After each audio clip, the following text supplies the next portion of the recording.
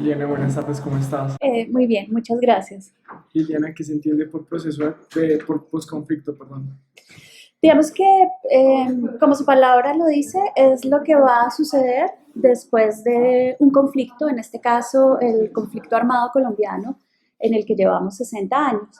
Entonces, como suponemos que vamos a firmar un acuerdo de paz, es todo lo que viene después de la firma de ese acuerdo. ¿Tú crees que es alto o bajo el grado de importancia que tiene el proceso de paz para los colombianos? Pues yo creería que debería ser fundamental. Yo creo que después de 60 años de conflicto armado, para todos los colombianos, para cualquier colombiano, debería ser un tema fundamental. Sin embargo, las encuestas, un poco por mala información, un poco porque la comunicación que se ha hecho desde el gobierno no ha sido la adecuada, un poco porque los contradictores del proceso de paz se comunican mejor que quienes están a favor, los colombianos tienen como cifras muy bajas de apoyo al proceso de paz como está planteado por este presidente.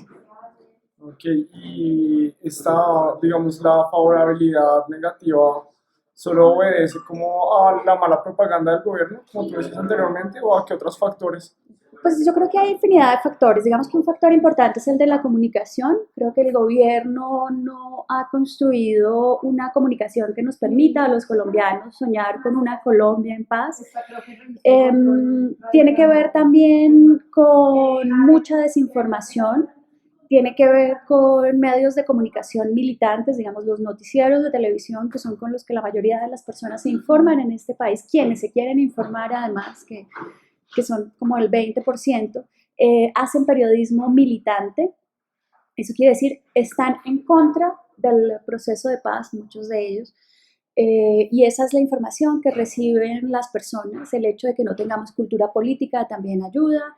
El hecho de que no tengamos clases de historia y geografía en nuestros colegios, eso también ayuda. El hecho de que la educación sea de mala calidad en el país también ayuda. El hecho de que no nos formen para escuchar la diferencia, para escuchar al otro también ayuda. Y el resultado son grandes niveles de polarización. El hecho de que no nos formen para la deliberación también ayuda. Entonces creo que son muchos factores unidos allí que hoy se conjugan en este momento histórico. ¿Tú crees que existiría una fórmula para implantar y aumentar la favorabilidad al proceso de paz?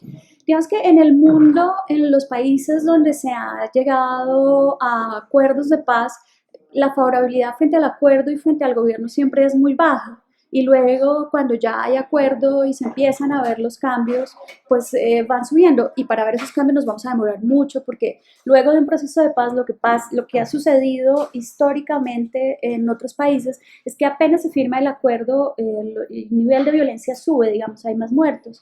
Y eso pasó en Colombia, en el 89 con el proceso que hubo con el M-19 y algunos miembros de las FARC que crearon un nuevo partido político que se llamó la UP. Hubo una matanza impresionante de miembros de la UP, 3.000 miembros de la UP fueron asesinados en ese momento. Entonces se va a morir gente, va a haber mucha violencia y eso quiere decir que las cifras todavía van a estar un poco en contra, pero con el tiempo nos iremos dando cuenta que creo que una de las cosas más importantes para que un país se desarrolle bien, para que funcione bien, es la paz. Digamos, es un derecho fundamental que todos deberíamos tener y que quien gobierne el país debería asegurarnos de que así sea. Ok, y si bien es cierto que con la firma del proceso no se acaban todos los problemas en Colombia, ¿cuáles son los principales problemas que se solucionarían? Pues el fundamental es que ya no tendríamos un grupo armado, eh, digamos, financiándose con dineros del narcotráfico, ya no habría civiles que estarían muriendo dentro del conflicto, tendríamos menos desplazados en el sentido de que la gente no tendría que salir de sus tierras, y esto es, digamos, entre comillas, porque los grandes propietarios de las tierras en Colombia no están en las FARC, están en las élites políticas y económicas. Entonces, digamos que ahí se puede presentar otro problema, pero podrían volver estas personas y lo más importante es soñar y creer que podemos vivir en paz. Digamos, dinero que hoy se dedica a la guerra se podría dedicar a otros temas importantes como salud y educación, o esos soldados que hoy están en el monte o en las selvas colombianas podrían, digamos, dedicarse a una labor social en esas comunidades. Creo que el panorama sería completamente diferente. Me voy a volver un poquito con lo que tú dijiste de la Unión Patriótica. ¿Tú crees que las FARC como tal crearían un partido político o cómo sería eso? Estoy absolutamente convencida de eso, porque la razón de ser de la guerrilla colombiana es que ellos nacieron porque no podían acceder al poder político de otra forma distinta a las armas. Por eso se hizo la constitución del 91, digamos, la nueva constitución daba la oportunidad para que cualquier colombiano pudiese acceder al, cualquier colombiano entre comillas, pero bueno, es lo que se hizo con la constitución, pudiese acceder al poder político. Entonces perdieron su razón de ser las guerrillas. Pero definitivamente sí estoy convencida de que parte fundamental, y de hecho es un punto de los acuerdos, va a ser la participación política. Y me parece muy bien, además. Se habla que en 2014 pues, el total de participantes de las FARC, incluyendo los militantes, era de aproximadamente 15.400. ¿Tú crees que a la hora de reintegrar a estas personas a la vida cotidiana se van a subir los índices de desempleo? Pues esperemos que no, pero como en Colombia con los diferentes fenómenos climáticos, el niño y la niña nunca estamos preparados para nada. Digamos, cuando llueve no estamos preparados para que llueva y cuando hace sol tampoco estamos preparados. No creo que tampoco estemos muy bien preparados aún para ese posconflicto. Entonces sí creo que muchas personas se van a presentar como miembros de las FARC sin serlo también. Creo que va a haber mucha corrupción allí. Creo que otros se van a quedar, digamos, en el monte delinquiendo de una manera distinta, ya sin ideales políticos, si es que en algún momento los tuvieron. Entonces creo que el posconflicto, que es algo, digamos, positivo, que bueno que se acabe estos 60 años de conflicto en Colombia, también trae unos retos impresionantes a quien vaya a gobernar después. Se supone que, pues, que Colombia tiene una democracia representativa y la manera de representación sería como las personas que están firmando el acuerdo de paz, pero cómo se podría involucrar la sociedad civil directamente participando o democráticamente con este proceso. Pues es un tema complicado porque digamos que no, nosotros no funcionamos tanto como sociedad civil. Digamos que en nuestro caso nos quedamos en la teoría porque no nos reunimos con objetivos comunes para lograr fines determinados en este tema de la paz. Entonces, en realidad, no sé, hay muy bien que pueda pasar con la sociedad civil. Sin embargo, creo que una de las labores fundamentales que se deben hacer en este momento es hacer proselitismo ahora en el tema del plebiscito. Proselitismo a favor o en contra, porque es tan válido estar a favor como estar en contra. Entonces todos esos espacios se deben crear, deben ser de forma democrática y ojalá de manera informada, que es lo que no sucede, ¿no? Si yo a un grupo de gente desinformada no le digo, pues le doy una información errada, pues obviamente estoy haciendo una manipulación muy seria, que es lo que está haciendo la oposición en este momento. Tú pues mencionabas que los índices de criminalidad van a subir, que van a haber muertos. ¿Cómo ves tú más, como más amplio ese panorama de seguridad que va a tener el posconflicto? ¿Cómo más amplio? Perdóname. O sea, aparte de esto, ¿cómo va a tener como más consecuencias la seguridad, por decirlo así?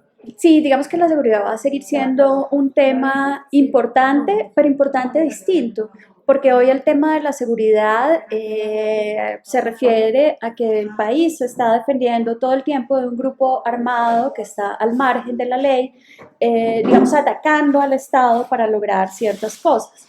En este caso, cuando haya personas de las FARC que no se quieran desmovilizar, pero que sigan armadas, pues será otro tipo de seguridad la que se necesite allí y otros manejos distintos a los que nos tendremos que adaptar. También será, digamos, nos tenemos que adaptar en muchos temas. Cuando un guerrillero llegue a pedir trabajo, ex guerrillero, un desmovilizado, llegue a pedir trabajo en una empresa que conozcamos, en nuestra empresa, cuando se siente a nuestro lado, cuando con nuestros impuestos se esté pagando ese posconflicto y nosotros estemos recibiendo menos cosas en, digamos, en salud y para abrirles el espacio, porque digamos, ellos hoy no funcionan como ciudadanos con derechos. Ellos no tienen EPS ni derecho a trabajar y esos derechos hay que crearlos y hay que construirlos, porque para eso estamos llegando a un acuerdo. Entonces, habrá que tratar temas de seguridad y otros temas también, digamos, tenemos que repensarnos como país y eso creo es la gran oportunidad que este posconflicto nos presenta, como empezar a soñar, repensarnos como país, pensar en el otro, ayudar, construir alternativas, aceptar la diferencia, aprender a escuchar, todo lo que te decía antes es algo que vamos a tener que empezar a hacer. Tú hablabas del proselitismo a favor o en contra. ¿Tú qué papel crees que tendrán las fuerzas opositoras, especialmente Álvaro Uribe? Pues obviamente, y él lo ha dicho con su resistencia civil, él está en contra, con una ventaja para él y es que él tiene un gran dominio de la ciencia de la comunicación, digamos, él es un excelente comunicador que se sabe comunicar muy bien. Y aquí voy a traer un ejemplo de la campaña norteamericana. Digamos, el éxito que ha tenido Donald Trump es que dicen que él habla para personas de cuarto grado de primaria. Entonces, es un poco lo que hacen algunas personas de la oposición y que también están en el gobierno, hablar de forma tan simple que lo pueda entender un niño de cuarto de primaria. Y él al repetir sus tres ideas, es lo que está haciendo todo el tiempo, es a lo que estamos acostumbrados, es al modelo de comunicación que estamos acostumbrados y esto le funciona, le ha funcionado, le funciona y le funcionará muy bien también en este momento que él ha denominado resistencia civil. ¿Pero tú crees que eso se va a limitar solo a proselitismo o va a tener como otros alcances? Pues digamos que como somos una democracia y las personas que hoy están en la oposición están dentro de esa democracia y él lo ha dicho, que toda la resistencia civil la va a hacer dentro de la ley y la constitución colombiana. Entonces hay que partir de la buena fe de nuestros líderes políticos y de que todos lo van a hacer de igual forma, respetando como las leyes colombianas. ¿Tú consideras que la extrema derecha colombiana es un obstáculo para el proceso de paz o es necesario como ese proselitismo? Pues yo creo en la oposición, creo en el escuchar al otro.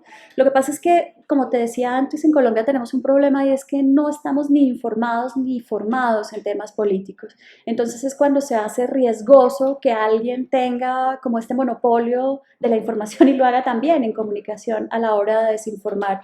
Pero creo que todas las posturas políticas de todos los lados, siempre y cuando respeten las leyes y la constitución, son bienvenidas, hay que oírlas, hay que construir con ellos. Creo que ahorita me preguntabas como los errores, creo que uno de los errores importantes es que no se ha construido con todo el espectro ideológico colombiano y para que ese proceso funcione todos tienen que estar, eh, por lo menos si no de acuerdo, sí negociando para llegar a acuerdos en el tema político.